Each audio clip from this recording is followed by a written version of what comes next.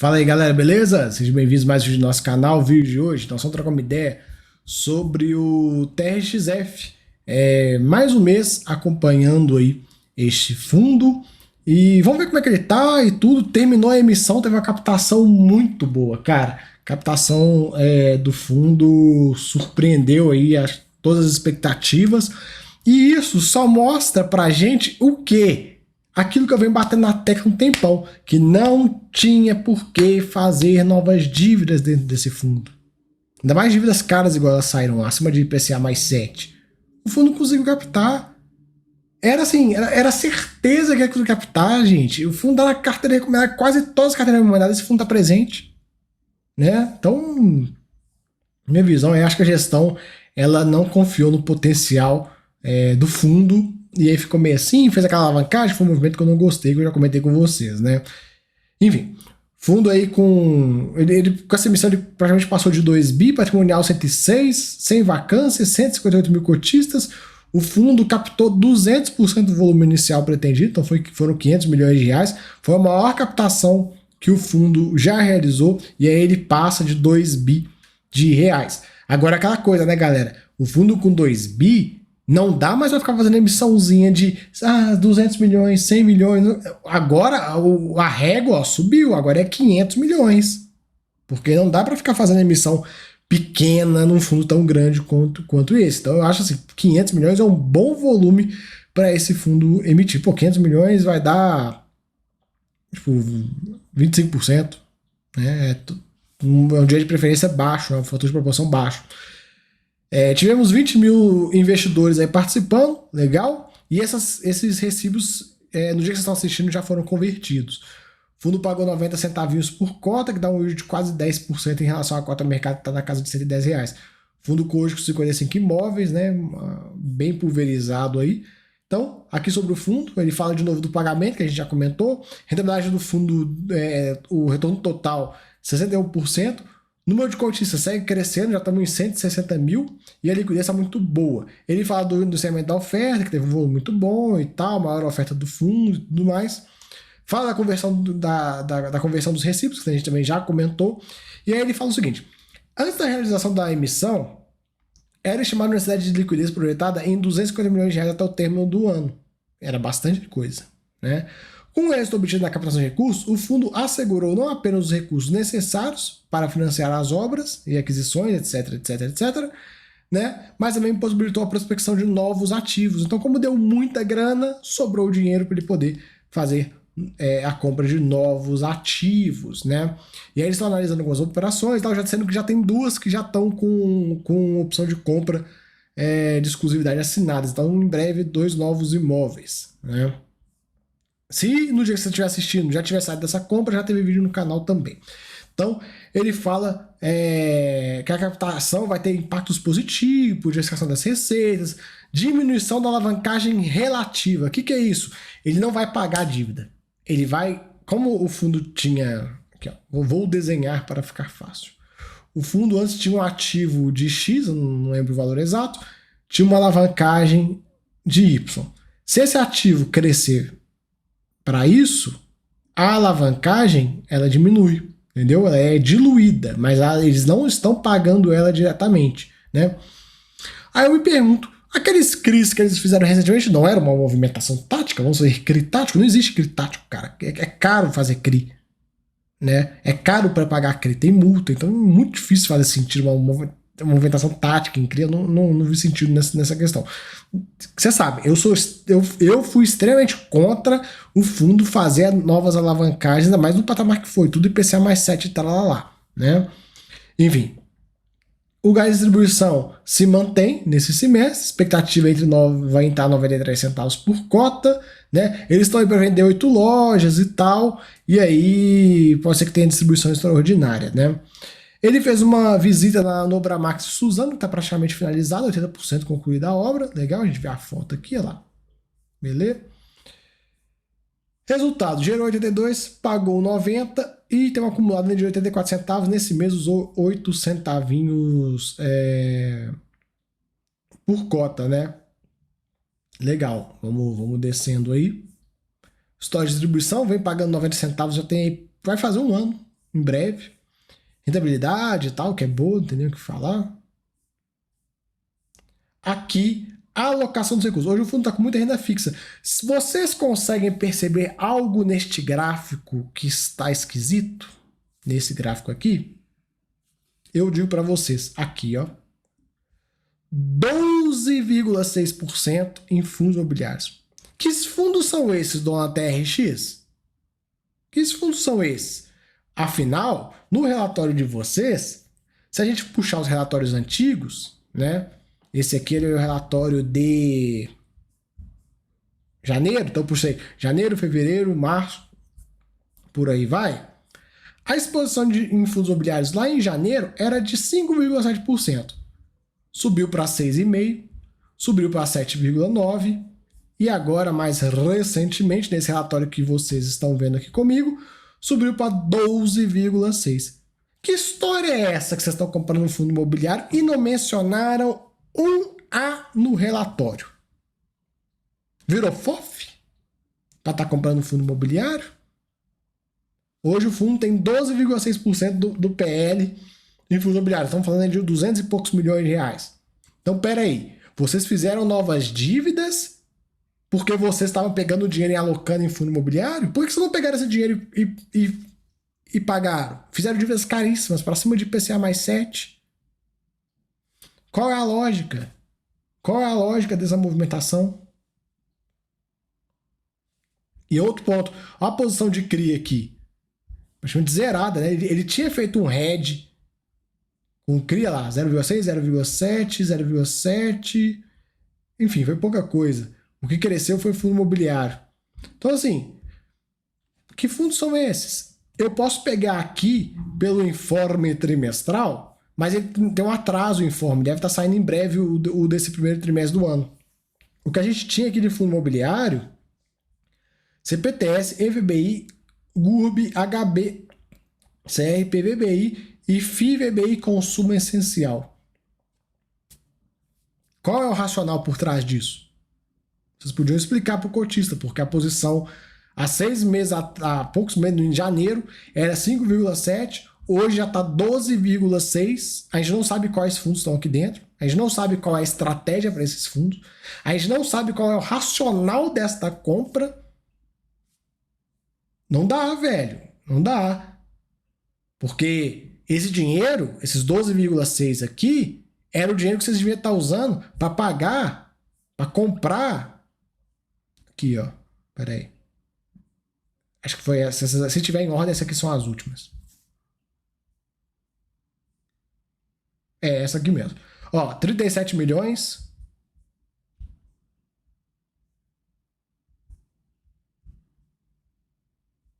Vamos lá. 37 é IPCA mais 7. Né? 39 é IPCA mais 7,1. 38 é IPCA mais 7,1. Então estamos falando de mais ou menos 100 milhões de reais, o que daria hoje 5% do PL do fundo. Então, peraí, vocês estão aumentando a exposição do fundo em outros fundos imobiliários, fizeram dívida porque era uma movimentação tática, não sei o quê, pererê, pererê, pererê, pererê. Por que não pagaram, não usaram o dinheiro para pagar? Por que estão comprando um fundo imobiliário, cara? Pelo amor de Deus, gente. Explica então a tese, explica o porquê que vocês estão comprando um fundo imobiliário dentro do TRXF. Beleza? Que os fundos que estão aqui presentes tem varejo aqui dentro e tal, beleza, ok, né?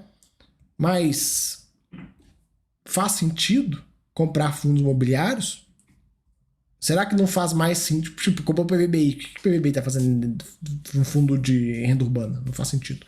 Então, assim, faz sentido essa alocação? É isso que o cotista espera quando ele compra uma cota TRXF? Eu acho que não. Né? Por que o fundo não pega esse dinheiro e faz um hedge da dívida? Né? Já que o CRI é tático, não sei o que e tudo mais, já fizeram, agora tá feito, por que não pega o dinheiro e faz um hedge? Né? Eu até simulei, galera, peguei aqui contas de padaria, viu? Hoje o fundo tem quase 1 bi de dívida, né? Uma taxa média, eu considerei IPCA mais 5,5, a gente pode trabalhar nesse número, o que daria algo de juros por mês na casa de 4,3 milhões de reais. Né? Considerando esse nível de passivo e tal, Se a gente ver a despesa financeira, até bateu, ó. Bateu legal, né? Nos últimos 12 meses deu um pouquinho menos, mas enfim. Né? Confesso que quando eu fui fazer esse cálculo eu nem olhei ali. Mas enfim, não importa. Se eles pegassem e comprassem CRIs de empresas de grandes varejistas, Grupo Mateus, tá cheio de CRI, Grupo Mateus pipocando aí, tudo taxa linda, maravilhosa, IPCA mais 7, IPCA mais 7,5. Se eles pegassem CRIs e IPCA mais 7,5, eles conseguiam redear uma dívida de quase 1 bi com 700 milhões de reais. Sendo que, por que eu bato tanto na tecla, galera, do hedge de dívida em fundo alavancado? Porque o negócio é o seguinte, quando o fundo alavancado ele paga uma dívida, ele paga o CRI, todo mês ele paga a PMT, né? A PMT, que ela é composta de duas coisas, de juros e de amortização. Os juros, ele é o que a gente vê na DRE, esses 4,5 milhões. A amortização, ela sai do caixa do fundo. Nossa senhora, meu X ficou uma beleza, hein? Ela sai do caixa do fundo. Beleza? Esse é o fluxo normal da PMT, o fundo pagando, né? FII pagando. Por que eu bato tanto na questão do hedge da dívida? Porque você vai comprar CRIs, e esses CRIs que você comprar, eles também vão pagar uma PMT, que também é composta por juros e por amortização, né? Os juros, ele também vai para a DRE como receita financeira, né? Aqui ele vai como despesa, aqui ele vai como receita, e a amortização, ela volta para o caixa do fundo. Por que o hedge da dívida é algo que eu bato tanto aqui e eu não vejo os gestores fazendo? Para mim, na minha opinião pessoal, vale a pena comprar fundo imobiliário? Não, vale a pena fazer um hedge. Por que eu bato tanto nessa tecla? Porque a partir do momento que você faz o hedge da dívida, igual eu mostrei para vocês, que com 700 milhões você consegue hedgear 1 bilhão de dívida, juros corta juros, né? Juros com juros corta juros. Então, eu pago 4,5 milhões de juros, mas eu recebo 4,5 milhões. Então, minha dívida está hedgeada, né? Então, os juros cancelam os juros. A minha despesa financeira, eu tiro ela da conta. Isso aqui não tem mais. E o dinheiro da amortização, eu vou receber, né? E aí vai depender do fluxo e tal. Pode ser que você não consiga cortar o outro, mas você reduz a sua necessidade de caixa mensal. Então, eu não sei quanto que eles amortizam por mês, galera, eu não olhei. Mas enfim, se ele amortiza, se o TRXF todo mês tem que pagar, vou chutar um valor qualquer aqui, 5 milhões de amortização, se ele faz o resto da dívida, em vez de ir lá no caixa dele pegar 5 milhões e pagar, ele vai pegar, sei lá, 1 milhão. Que deixa o fundo numa situação muito mais tranquila. Reduz o risco do fundo, né? Reduz o risco do fundo, né? Então, por que não? O fundo imobiliário, quando ele vai e faz uma alocação em fundo imobiliário, vou colocar aqui embaixo, fundo imobiliário só paga provento, que vai para a DRE também. Ele pode fazer uma espécie de hedge da dívida usando o fundo imobiliário? Pode. Dá para fazer, porque ele cancela os juros lá em cima com o valor que ele recebe do fundo imobiliário, uma coisa cancela a outra. E agora, a amortização, como é que vai cancelar? Fundo imobiliário não amortiza todo mês. Esse que é o pênalti de comprar fundo imobiliário. O CRI não. O CRI todo mês vem uma amortização para o fundo, de volta. Ele pega esse dinheiro que voltou para ele e usa para pagar. Então um dinheiro sai de um bolso e vai para o outro, sai de um bolso, vai para o outro, sai de um bolso, vai para o outro. Na estratégia de fundo imobiliário, ele tem que ter caixa ainda. Então você não resolve o problema, você não consegue fazer o hedge perfeito, né? Então por isso que eu não gosto dessa visão. E como não está explicada essa alocação, então a gente fica sem saber o que eles estão fazendo. E aí eu coloco para você, cara, se ele pegasse 951 milhões de reais, claro, ele não vai fazer isso, e colocasse em dívida e IPCA mais 7,5, a diferença seria positiva ainda nessa brincadeira, né? Então eu não sei por que dessa alocação de fundo imobiliário não está explicado em lugar nenhum desses relatórios dos últimos 6 meses Tanto que foi algo que eu só me atenei mesmo aqui. Quando eu bati o olho nesse relatório, eu falei, gente, mas 12 em fundo imobiliário, que é isso? Não tinha esse tanto, não. Aí eu falei, não, cara, não tem condição, não. Eu perdi alguma coisa. Puxei os relatórios antigos, falei, não, realmente está aumentando. E eles estão, ó, de biquinho fechado. Aí não, né, TRX? Que história é essa? Vamos ser transparentes com o seu cotista? Porque na hora de fazer dívida, vocês vieram com trocentas justificativas. Não, veja bem, é um critático, não sei. Cara, não existe critático. Isso aí pra mim não faz sentido. Eles foram lá, fizeram 100 milhões de reais em CRI. Tem taxa pra fazer CRI. Pagaram taxa do CRI. Ah, mas é tático, a gente vai pré-pagar. Tem taxa pra pré-pagar. Joga aí, vamos jogar por baixo. Uma taxa de um CRI de 2%, um prêmio de pré-pagamento de 2%. Já foi 4 milhões de reais que fez, ó, evaporou. Então eu não consigo entender. Um fundo que não, veja bem, a gente não consegue captar, não sei o quê, mas quando capta dinheiro, começa a comprar fundo imobiliário. Ah, não, mas veja bem, é uma alocação tática em fundo imobiliário e tal, não sei o quê. Beleza, o fundo é alavancado. Ele tem uma necessidade de caixa mensal, anual. Ele tem as obrigações que ele tinha. Imagina se ele aloca essa grana em fundo imobiliário, igual ele está alocando. Vamos imaginar que não tivesse. Deixa eu pegar o relatório do mês anterior.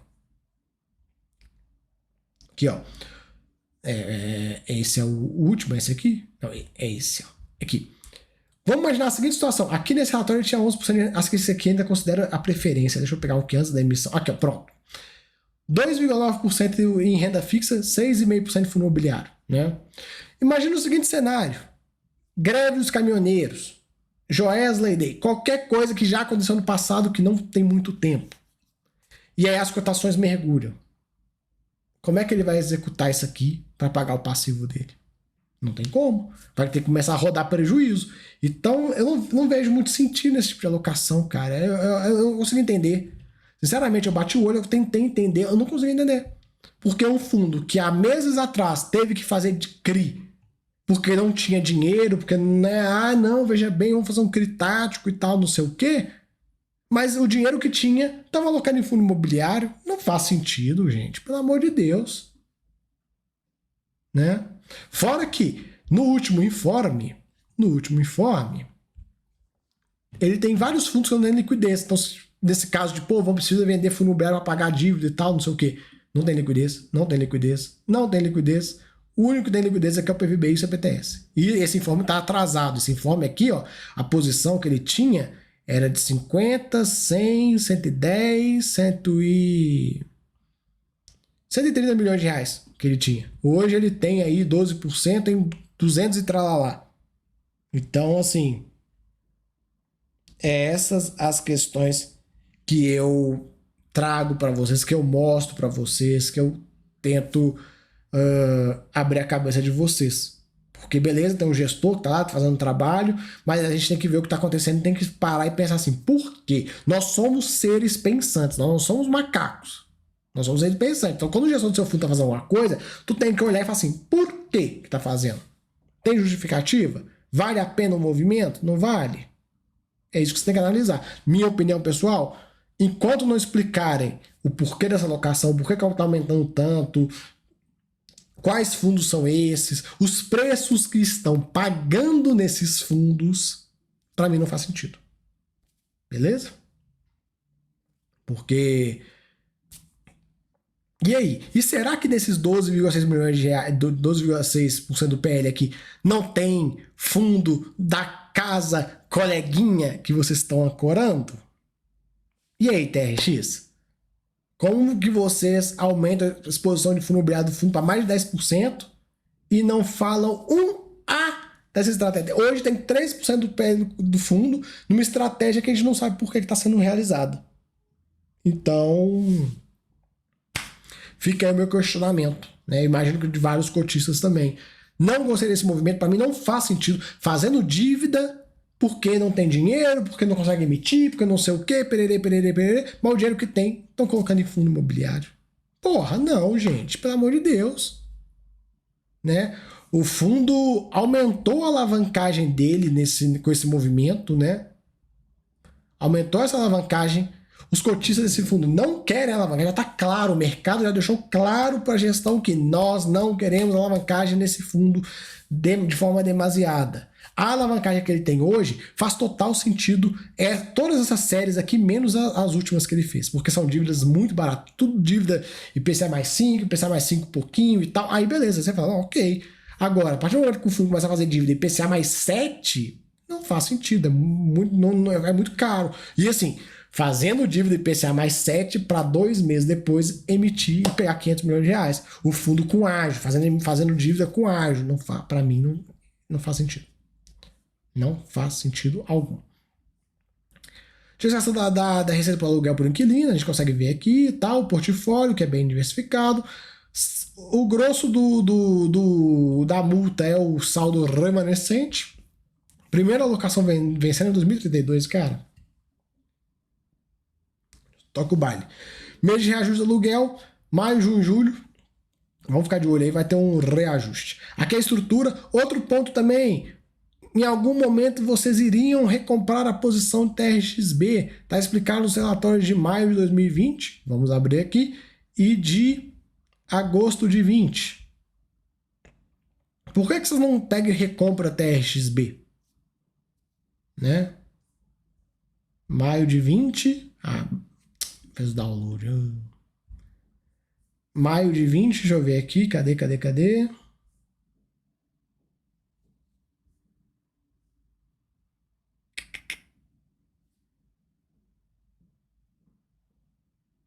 Aqui, ó. Prazo determinado de 2 anos. TXB participou, é um fundo unicamente para essa operação com prazo determinado de 2 anos. Lá em 2020 era para o TXB durar 2 anos, nós estamos em 2024. Pô, não, né? Beleza, pode ter prorrogado por mais 2 anos, sei lá como é que ficou esse esquema. Também é algo que não é falado no relatório, não se fala mais nada de TRXB. Mas assim, olha aqui, vou voltar lá. 22% em TRXB, 12% em outros fundos imobiliários. Deixa eu pegar uma coisa aqui. Deixa eu ver quanto que falta de TRXB para comprar. TRXB.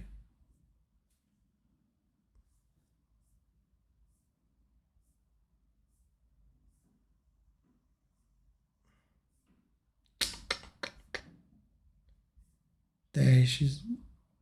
Ai, não aparece, não? Que coisa, hein? Enfim. Queria ver quanto que faltava para eles acabarem de comprar o TRXB. Mas, enfim, vocês estão vendo aí. Aqui é a questão do fundo, hoje com uma liquidez muito grande, e ele precisa de 51 milhões de reais para os próximos 12 meses. Isso é caixa só da amortização. Um ponto que o pessoal da TRX também tem que melhorar nesse relatório é o seguinte: a alavancagem, ela engloba tanto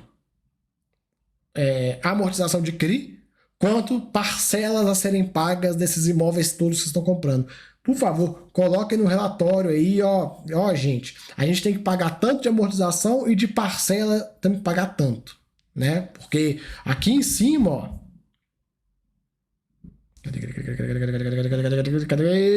aqui, ó. Aqui em cima, o fundo tiver necessidade de liquidez de 250 milhões de reais até o término do ano. Aqui embaixo fala só 51 milhões de reais. Então, tá tendo um desencontro de informações, né? Aqui não tem mais nada para falar do relatório, galera. Tá tendo um desencontro de informações. E isso não é legal. Vamos melhorar nisso aí. Não vamos deixar a peteca cair, né? O fundo tá vendo uma direção muito legal, tá vendo tudo muito bem e tal, vocês reduzindo a alavancagem e tal. E agora não pode deixar a peteca cair, não. Não é porque meia dúzia de analistas indicou para as carteiras recomendadas que agora é oba-oba e tal, vamos embora, conseguiu captar 500 milhões. Então, cara, não deixa a peteca cair, não. Porque quando a peteca cai, cai rápido. E vocês sabem muito bem disso, não preciso falar, vocês sabem muito bem disso, vocês têm histórico. Os fundos passados, né? O passado sombrio da TRX, vocês estão careca de saber, né? De como é que a peteca, quando cai, cai rápido, né? Então, por favor, bote mais informações nesse passivo, explica direitinho, ó, a amortização é tanto, parcela dessas lojas aiadas que nós estamos comprando é tanto, né? Ó meu iFood chegando aí, marca aí, galera, marca aí, marca aí. Foi mal, galera, quebrou o raciocínio no meio. Mas enfim, então todos esses pontos aí que eu trouxe para vocês do TRX, que eles precisam melhorar essa comunicação e tal, porque tá esquisito, né? Não tá muito legal, não. Tá parecendo o BRCR. BRCR do nada surge, tem um passivo de quase 1 bilhão vencendo ano que vem. Aí você fala, caralho, como assim? Né? Então o TRX é a mesma coisa. Tá vencendo aqui 250 milhões de reais que o fundo tem que pagar esse ano. Mas, peraí, na parte do passivo não fala nada. Então tem que ser melhor descrito. E essa estratégia de fundo imobiliário tem que ser explicada, porque já é mais de 10% do PL do fundo, né? Beleza? Então, galera, valeu aí, tamo junto. Se gostou, já sabe, se inscreva. Gostou mais ainda, vai ser membro. Até a próxima. Fui!